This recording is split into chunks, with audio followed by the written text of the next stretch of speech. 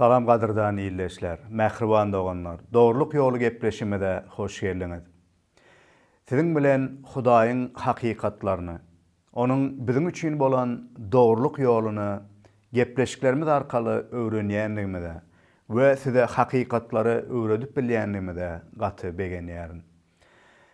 Mukaddes ýazgylardan öwrenýän hakykatlarymyz esasyna siziň durmuşyňyzyň bereketlenmegi, Hudaýyň ajaýyp gutuluşuna eýe bolmaňyzy Rabbimiz Hudaýdan siziň üçin dilek edýärin.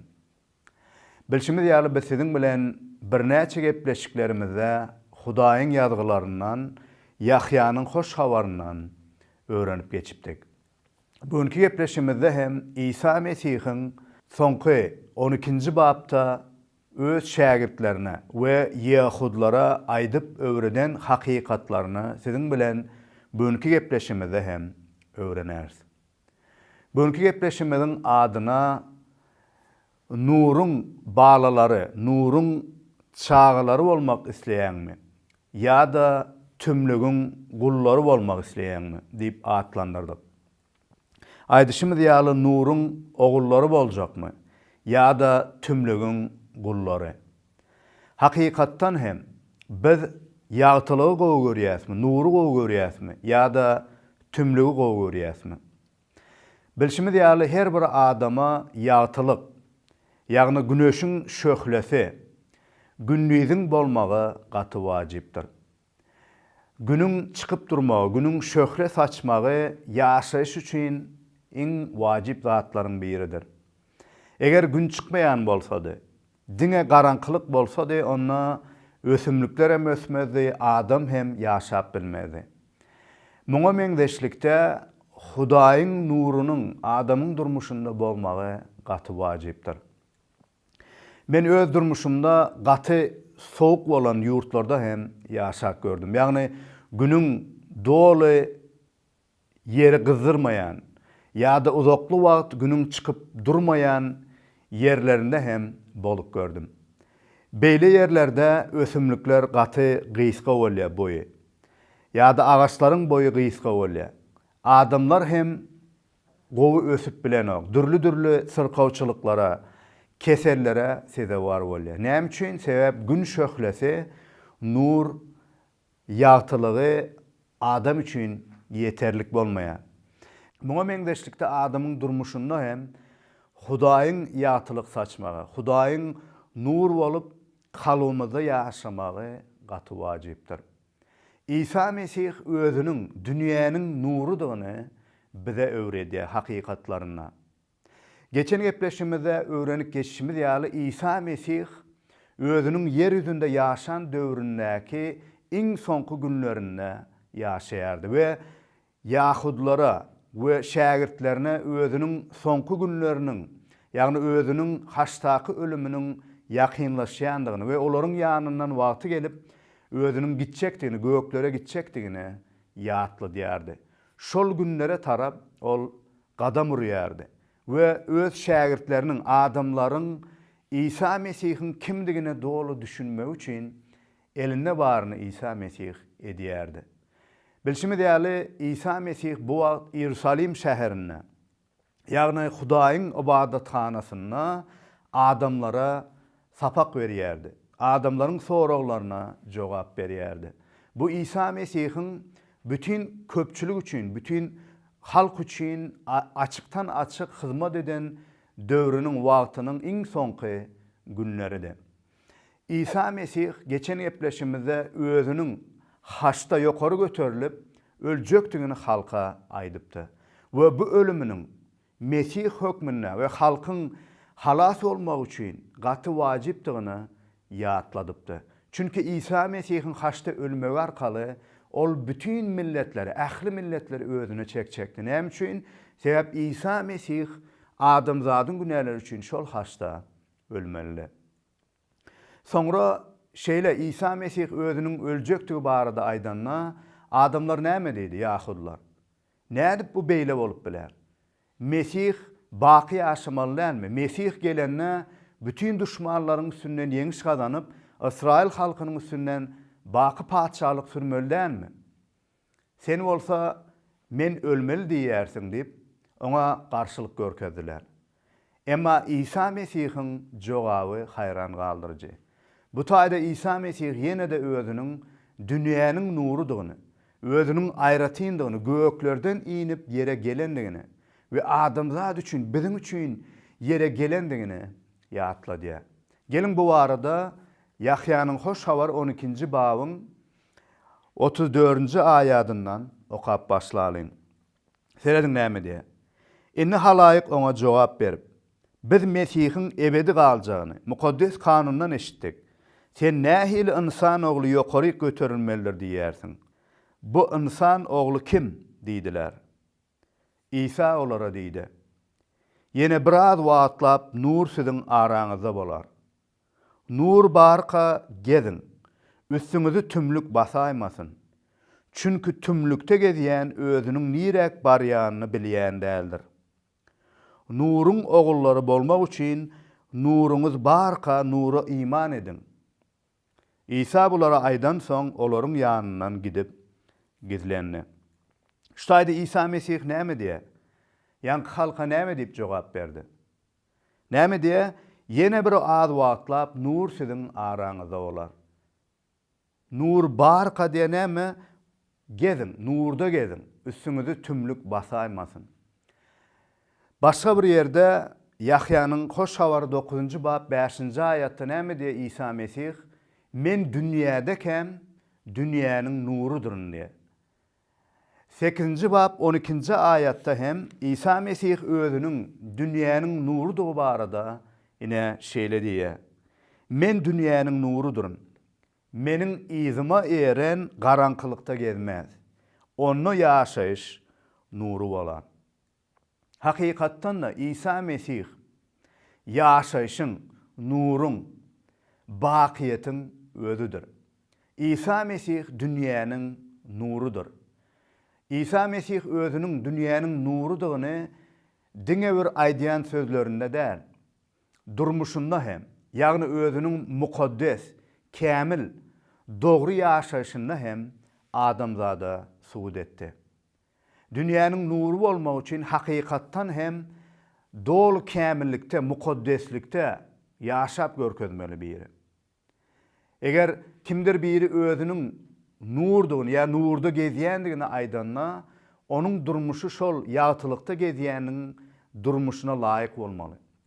İsa Mesihiň durmuşy kämilli, mukaddessi. Çünki ol gökten inip gelen Hudaýyň özüdi. Bu sebäpden kämil durmuşda ýaşap bildi. Mukaddesligi bize görkezip bildi. Şonuň üçin hem ol dünýäniň nurudy. We ona her bir nuru gözleyen, ýagtylygy küýseýän adamlar gelmelidir. Nura gelmek näme? Nura gelmek garankylygy ýigrenmekdir. Nura gelmek şol adam özüniň nuru mätäçligini bilmegidir. Eger ýadyňyzda bolsa Yahyanyň hoş habary 3-nji bab 20-nji aýatda şeýle diýilen bu hakynda. Seredin näme diýär? Höküm şundan ibarat. Dünýä nur iýinni. Ýöne adamlar garankylygy nurdan gowy gördüler. Çünki olaryň işleri yamanlykdy. Şer iş edýän nuru ýigrenýändir. Ol işleriniň äşger bolmadygy üçin nura gelýänlerdir. Emma hak iş edýän, işleriniň Hudaý arkaly edilýändigi äşger bolsun diýip nura gelýändir. İsa Mesih näme diýdi şägirdlerine? Ýahudlara näme diýdi İsa Mesih? Nur diňe biraz wagt siziň araňyzda. İsa Mesih bilşimi diýäli Yahudlaryň, ýagny Israil halkynyň arasyna wagtlaýynça gelipdi. We şägirdleriň ýanynda hem wagtlaýyndy. Bu sebäpden özüniň nur hökmünde adamzada gutuluş berip olary ýatylyga çykarjak, tümlükden halas etjek halaskärdigini olary ýatlatdy we olar bilen diňe wagtlaýyndygyny ýatlatdy. Bu sebäpden näme diýär? Nur barka, ona iman edin, ona gelin, şonu tümlükde gezmersiňiz. Gynansak da Yahudlaryň köpüsi dünya gelen nuru ret etdiler. Näme üçin? Näme üçin Yahudlar şol wagt İsa Mesihi ret etdiler?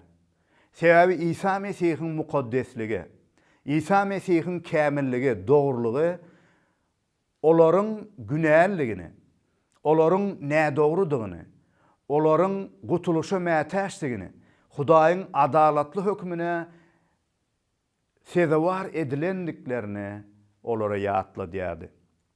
Ol Yahudlar öz düşüncelerine, öz dinlerine, öz dogrulygyna bil baglap, özleri günäli bolsa da günälerini boyun alman, ya da günäli bolsa da şol günälerini söýýändig üçin, günälerini gowy görýändig üçin, günäli ýaşaýyşda ýaşamagyny dowam etdirmek üçin nura gelmek islemediler. Çünkü näme diýe garankylygyň işlerini gowy gördüler. Bu sebäpden nura gelmek islemediler. Çünkü nura gelmek üçin adam özünün hakykatdan nädogrudygyny, özünün günälligini, ýagny nuru bilen İsa Mesih bilen deňeşdirenimizde özümizin kämil däldigimizi, Hudaýyň hökmü astındadygymyzy bilip, şol nura kämil bolan İsa Mesih'e gelmek islemek. Ondan başga da nuru gözleýänler, nuru halaýanlar, nuru gelmek isleýänler elbette özlerindäki günäli ýaşaýyşyna ýigrenýärler. Günäli hereketleri gowy görenok. Şol günäli ýaşaýyşyndan diýilmek üçin, Hudaýyň hökmünden diýilmek üçin nuru tarap gelmek isleýärler. Eger biz günäni söýsek, eger biz bu dünýäni söýsek, eger biz diňe öz düşünjelerimiz bilen, öz tekebbirligimiz bilen ýaşamak islesek, onda İsa Mesih'e, nuru olan Mesih'e gelmek islemeýäris. Emma İsa Mesih'e gelmesek, onda näme diýe ýazgy? Tümlükde galarsınız. Ýagtylyga çykyp bilmersiniz. Tümlükde galmak näme? Tümlükde, garankylykda galmak, günälerin içinde galmak. Hudaýyň hökmüniň astynda galmak. Şeytanyň gol astynda, onuň şalygyna, garankylygyna degişli bolmak. Ve wagty gelip, baky dowda hodyna, baky tümlükde galmakdyr. Emma İsa Mesih bizi özünüň nuruna çagyrýar. Bizi özü ýagtylandyryp biljek nurdugyny bize aýan edýär. Emma gynansak da köp adamlar ona gelmedi. Emma İsa Mesih näme diýdi şagirdlerine? Nurda gezin. Hudaý her bir özüne iman edenlere, İsa Mesih'e iman edenlere nurda gezmeklige çağırış edýär. Nurda gezmeklik näme? Nurda gezmeklik ilki bilen nur bolan İsa Mesih'e Reb ve halaskar hökmüne iman edip ýaşamak. Ve İsa Mesih'in durmuşundan, kämil durmuşundan, mukaddes durmuşundan, ajaýyp ýaşaýyşyndan öwrenmek. Onun taglimatlaryna, öwredýän dogry hakykatlaryny kabul edip, onun erkine, onun öwredýänlerine, buyruklarına boyun bolup, olary berja edip ýaşamak. Şonda biziň durmuşymyzdaky tümlüklerden biz halas bolýarys. Her bir gatnaşygymyzda, her bir ýaşaýyşymyzda, her bir hereketimizde, her bir sözleýän sözümizde, edýän işlerimizde Hudaýy şöhratlandyrmak, hakyky nuru degişli adamlar hökmüne ýaşamagy göz öňünde tutýar. Şonuň üçin eger biz İsa Mesih'e iman edýäs diýip dowamly günäde ýaşasak, onda nuru degişli dälligimiziň alamatydyr. Sebebi nurda ýaşaýan adam, İsa Mesih'e iman eden adam günälerden daşda durmak isleýär. Günäleriň üstünden ýeňiş kazanmak isleýär. Günäleri ýigrenýär, garankylyň işlerini ýigrenýär. Şonuň üçin eger durmuşymyzda dowamly dünýäniň ýörelgeleri bilen ýöreýän bolsak, ýa-da günäli ýaşaýyşda dowam edýän bolsak, onda İsa Mesih'in ýanyna gelip towba edip, täzeden onuň bağışlamagyny, onuň döken gany esasynda tämizlenmäni almalydyr, kabul etmelidir. Edýän günälerimize towba etmelidir we onuň ýagtylygyna, nurunyna gezmelidir. Çünki biz nurun balalardır, nurun oğul gyzlarydyr. Bu sebäpden nuru degişli, nurun miweleri esasında, miwelerini döredýän durmuşda ýaşamalydyr. Eger hakykatdan İsa Mesih bilen bir bolsak, onu yakynyň gözlesek, onu her gün öwrenip, onun mukaddes ýazgylaryny öwrenip, şol ýazgylar esasında durmuşymyzy ýaşasak, onda biz nurda ýaşap bilýäs. Onda biz Hudaýy şöhratlandyryp bilýäs. Onda biz yeňişli durmuşda ýaşap bilýäs. Şonda bizim durmuşumuz tümlük, garankylyk, depressiýa, her hili betbahtlyklaryň içinde bolman, Hudaýyň bereketleriniň, Hudaýyň dyňçlygynyň, şatlygynyň, onun isleginiň içinde bolýar. Ve diňe bu däl, gelecekde hem, bakyetde hem Hudaýyň ýaşaşynda ajaýyp mekanynyň degişlidigini bilip, şol esasında ýaşamagy bize Hudaý berýär. İsa Mesihiň başga çağırışı näme diye? Nurun oğulları bolmak üçin nurunuz barka nura iman edin. Eger kimdir biri bugünkü gün heniz nur bolan İsa Mesih'e iman etmedik bolsa, Hudaý nurun oğulları bolmamız üçin, Hudaýyň bağlalary kimin bolmamız üçin dünýä nur iberendigini, ýagny İsa Mesihiň nur bolup gelendigini ve ona iman etsek, nurun oğulları, nurun bağlalary boljakdymydy ýatlady. O Ýahýanyň hoş habary 1-nji bab 12-nji aýatda da bu barada, ýagny Hudaýyň bağlalary, nurun bağlalary bolmak hakynda. Bu çakylygyň her bir adama, milletine, dinine, niredenligine, onun wezipesine, derejesine, nähilligine seretmezden her bir insany Hudaýyň öz bağlalary bolmak üçin çagyrýandygyny bize ýatlady. Terediň näme diye? Onno ýaşaýyş bardy. İsa Mesih'te ýaşaýyş bardy. Ýaşaýyş bolsa insanlaryň nurudy. Bu nur garankylykda parlaýandyr. Garankylyk onu öçürüp bilen däldir. Ol dünýäde-de. Dünýä ol arkaly yaradylypdy. Emma dünýä onu tanamady. 12-nji aýat. Emma ol özüni kabul edenlere, adyna iman edenlere Hudaýyň oglanlary bolmak hakyny berdi. Olar ne gandan, ne bedeniň islegi bilen, ne de adamyň islegi bilen eýsem Hudaýdan doguldylar. Serediň näme diýe Hudaýyň ýazgysy? Hudaýyň wadasy näme diýe? Serediň näme diýe? Ol özüni kabul edenlere, ýagny İsa Mesih'i kabul edenlere, İsa Mesih'i nur hökmüne, ona iman edenlere näme diýe? Hudaýyň oglanlary bolmak, Hudaýyň bağlalary bolmak hakyny berdi. Şo bir hatarda İsa Mesih näme diýdi 12-nji babda hem nurun oğulları bolmak üçin nurunuz barka nura iman edin. İsa Mesih'e iman edin. Şonda Hudaýyň bağlalary bolarsyňyz. Biziň her birimiz günah edip Hudaýyň şöhratyndan mahrum boldyk. Hudaýdan daşlaşdyk. Onun bereketlerinden, onun ýaşylygyndan daşlaşdyk. Günahlarymyz netijesinde tümlügün, garankylygyň ogullary boldyk. Şeytanyň, iblisiň paçalygyna degişli insanlar boldyk. Garankylygyň guldary boldyk.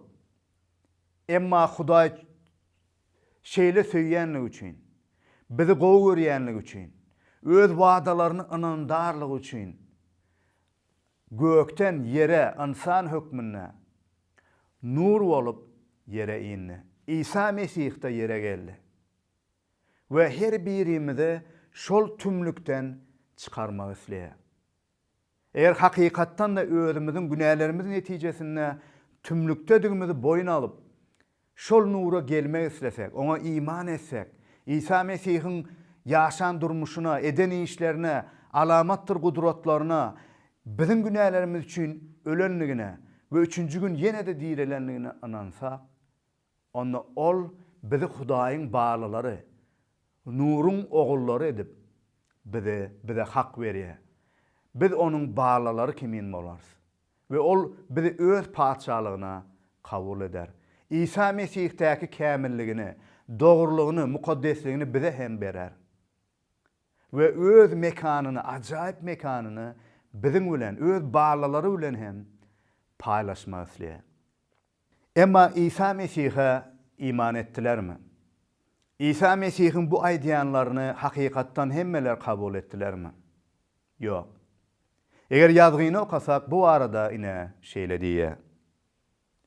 Ýöne İsa olaryň gözleriniň alnyna şunça alamat görkeden hem bolsa, olar ona iman etmediler. Çünkü İsa'ya peýgamberiň "Ya Reb, biziň beren habarymyza kim inandy? Rebbin gudratly goly kime göründü?" diýen sözleri berjay bolmaly. Olar şu sebäpden iman edip bilmeýärdiler. Çünkü İsa'ya yine de şeýle diýipdi. Hudaý olaryň gözlerini kör etdi, yüreklerini gatatdy. Beýle bolmadyk bolsa gözleri bilen görerdiler, yürekleri bilen aňlardylar we maňa öwürlerdiler. Men hem olara şifa bererdim. İsa'ya İsa'nın şöhratyny görüp bulary ol hakda aýdypdyr. Nähili gynançly. Ýazgy näme diýe? İsa Mesih şeýle köp alamat görkezse de olar ona iman etmediler. Näme üçin iman etmediler? Köp adamlar bugünkü gün hem şol döwürdäki Yahudlar ýaly iman etmeýärler. Olar näme diýerler? Köpler "Ey Hudaý bize alamat görkezsin. Bize göz görkezsin. Şu wagt gelip bir zat edip görkezsin.